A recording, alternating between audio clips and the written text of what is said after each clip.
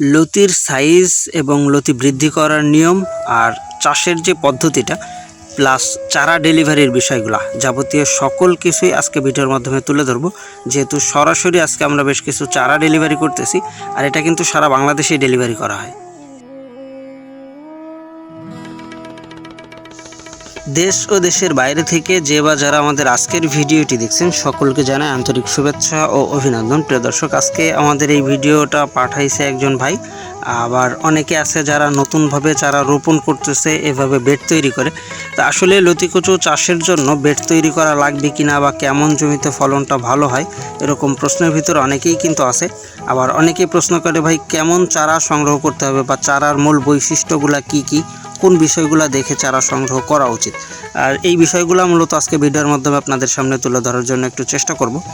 প্রথমেই আপনাকে চাষের জন্য নরম জায়গা বা নরম জমি এটা নির্বাচন করতে হবে, যেখানে মোটামুটি আপনার জমিটা নরম থাকবে। পানি থাক বা না থাক এটা বিষয় না, তবে অবশ্যই চেষ্টা করতে হবে যেন জমিটা নরম থাকে, সেরকম জমি নির্বাচন করতে হবে। আর যদি যত বেশি জায়গাটা নরম রাখতে পারবেন তত বেশি কিন্তু আপনার লতিগুলা মোটা প্লাস লতিগুলা বড় হবে।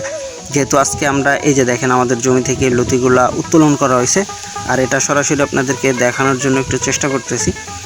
আমাদের লতির সাইজগুলা হাতে ধরে যদি একটু দেখাই তাহলে দেখেন 4 হাত সাইজের লতিও কিন্তু আমাদের আজকে এখান থেকে বের হয়েছে। তো মূলত সঠিক চারাটা চিনে আপনাকে সংগ্রহ করতে হবে। আর এই চারাগুলা কিন্তু আমরা সারা বাংলাদেশে ডেলিভারি করতেছি। আমাদের কাছে বিভিন্ন গ্রেডের চারা আছে। রানিং জমির চারাগুলো মাত্র 1.5 টাকা পিসে আমরা বিক্রি করি। আর পুরাতন জমির যে চারাগুলা যেগুলোতে মোটামুটি 45 দিনে ফলন আসবে, এই চারাগুলো মাত্র 3 টাকা পিসে বিক্রি করা হয়। আর একেবারে 100% মাদার গাছের যেই চারাগুলো, যেগুলোর বয়স 14 মাসের বেশি, সেরকম মা গাছের যেই চারাগুলো, ওইগুলো মাত্র 5 টাকা করে বিক্রি করা হয়। এটা সারা বাংলাদেশে আমরা ডেলিভারি করতেছি সুন্দরবন কুরিয়ার বা স্টেট ফার্স্ট কুরিয়ারের মাধ্যমে। তা আপনার যদি পতিত ফেলে রাখা জমি থাকে তাহলে আর দেরি না করে সরাসরি আমাদের ভিডিও স্ক্রিনে দেওয়া নম্বরে যোগাযোগের মাধ্যমে আপনার কাঙ্ক্ষিত চাষ পদ্ধতি প্লাস চারা সংগ্রহ যাবতীয় সকল নিয়মকানুনগুলো জেনে শুনে আপনি নিজেও কিন্তু একজন তরুণ উদ্যোক্তা বা নতুন উদ্যোক্তা হতে পারেন। সবাই ভালো থাকবেন। আল্লাহ হাফেজ।